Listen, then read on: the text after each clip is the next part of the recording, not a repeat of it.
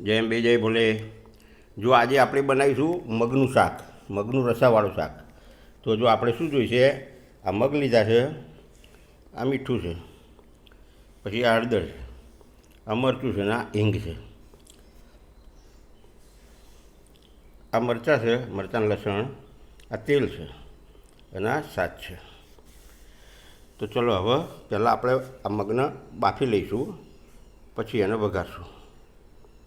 ચાલો હવે બાફી લઈએ. જુઓ આપણે મગ બાફવા મૂકી દીધા છે. હવે આપણે 3 સીટી મારીશું, પછી મગ બફાઈ જશે, પછી આપણે ગેસ બંધ કરી દઈશું. જુઓ આપણે મગ બફાઈ ગયા છે, બફાઈ ગયા બરાબર. હવે એનો વઘાર કરી લઈશું. આવા થોડું પાણી વધારે રાખવાનું, રસાદાર કરવાના છે એટલે. તો ચલો હવે વઘાર કરવાનું કરીએ. જો હવે આપણે મગ વઘારીએ છીએ. તેલ મૂક્યું કઢાઈમાં,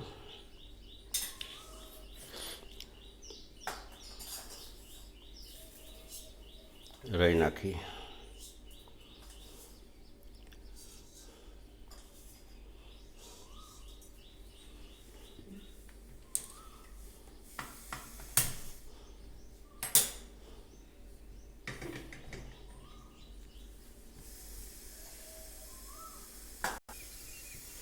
જો આ મગમાં હળદર નાખી,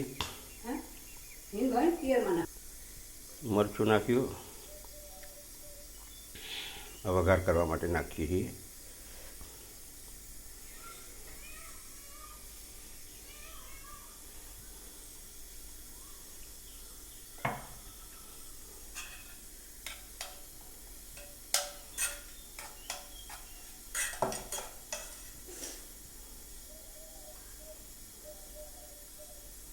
જેટલું તીખું ખાતા હોય પ્રમાણે નાખવાનું મરચું, મીઠું માફક છે નાખવાનું.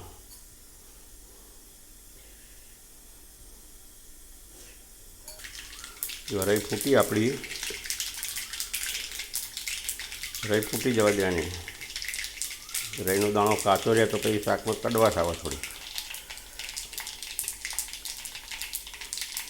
જો દાણો કડવો લાગે આપણા મોંમાં હોય, આખો દાણો નાખી દો. હિંગ નાખી દીધી હવે, અને મરચું લસણ પણ નાખી દીધું.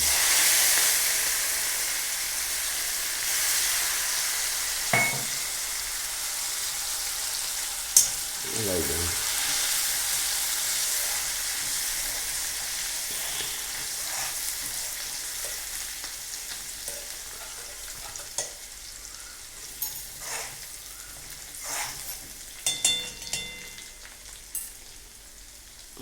હવે મગ નાખ્યા.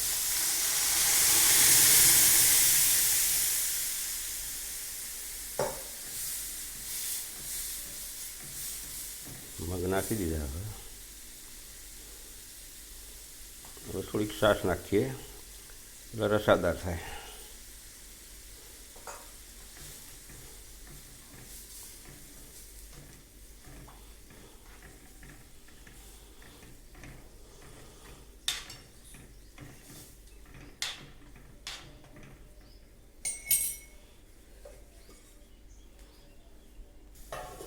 થોડીક વાર હવે ઢાંકી રાખીએ. 5-1 મિનિટ ઢાંકી રાખીએ એટલે મગ થઈ જાય, આપણે પાકી જાય શાક.